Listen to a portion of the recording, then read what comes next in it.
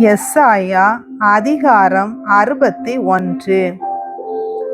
ஆண்டவராகிய என் தலைவரின் ஆவி என் மேல் உள்ளது, ஏனெனில் அவர் எனக்கு அருள் பொழிவு செய்துள்ளார். ஒடுக்கப்பட்டோருக்கு நற்செய்தியை அறிவிக்கவும், உள்ளம் உடைந்தோரை குணப்படுத்தவும், சிறைப்பட்டோருக்கு விடுதலையை பறைசாற்றவும், கட்டுண்டோருக்கு விடிவை தெரிவிக்கவும் என்னை அனுப்பியுள்ளார். ஆண்டவர் அருள் தரும் ஆண்டினை முழங்கவும், நம் கடவுள் அநீதிக்கு பழிவாங்கும் நாளை அறிவிக்கவும், துயருற்று அழுவோருக்கு ஆறுதல் அளிக்கவும், சீயோனில் அழுவோருக்கு ஆவன செய்யவும், சாம்பலுக்கு பதிலாக அழகு மாலை அணிவிக்கவும், புலம்பலுக்கு பதிலாக மகிழ்ச்சி தைலத்தை வழங்கவும், நலிவுற்ற நெஞ்சத்திற்கு பதிலாக புகழ் என்னும் ஆடையை கொடுக்கவும் என்னை அனுப்பியுள்ளார். நேர்மையின் தேவதாருகள் என்றும், தாம் ஆட்சியுறுமாறு ஆண்டவர் நட்டவை என்றும் அவர்கள் பெயர் பெறுவர். நெடுங்காலமாய் இடிந்து கிடந்தவற்றை அவர்கள் கட்டி எழுப்புவார்கள். முற்காலம் முதல் பாழாய் கிடந்தவற்றை நிலைநிறுத்துவார்கள்.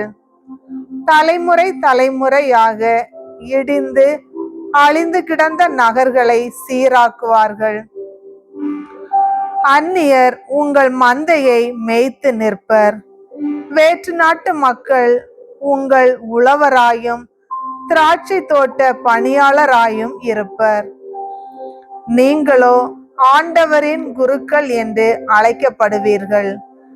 நம் கடவுளின் திருப்பணியாளர் என்று பெயர் பெறுவீர்கள். பிற இனத்தாரின் செல்வத்தை கொண்டு நீங்கள் உண்பீர்கள்.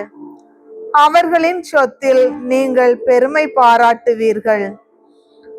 அவமானத்திற்கு பதிலாக நீங்கள் 2 பங்கு நன்மை அடைவீர்கள். அவமதிப்புக்கு பதிலாக உங்கள் உடைமையில் மகிழ்வீர்கள். ஆதலால் நாட்டில் உங்கள் செல்வம் 2 மடங்காகும். முடிவில்லா மகிழ்ச்சியும் உங்களுக்கு உரியதாகும். ஆண்டவராகிய நான் நீதியை விரும்புகின்றேன், கொள்ளையையும் குற்றத்தையும் வெறுக்கின்றேன். அவர்கள் செயலுக்கு ஏற்ற கைமாற்றை உண்மையாகவே வழங்குவேன். அவர்களுடன் முடிவில்லா உடன்படிக்கை செய்து கொள்வேன். அவர்கள் வழிமரபினர் பிற இனத்தாரிடையேயும் அவர்கள் வழி தோன்றல்கள் மக்களினங்கள் நடுவிலும் புகழ் அடைவார்கள். அவர்களை காண்பவர் யாவரும் அவர்களை ஆண்டவரின் ஆசி பெற்ற வழிமரபினர் என ஏற்றுக்கொள்வார்கள். ஆண்டவரில் நான் பெரும் மகிழ்ச்சி அடைவேன்.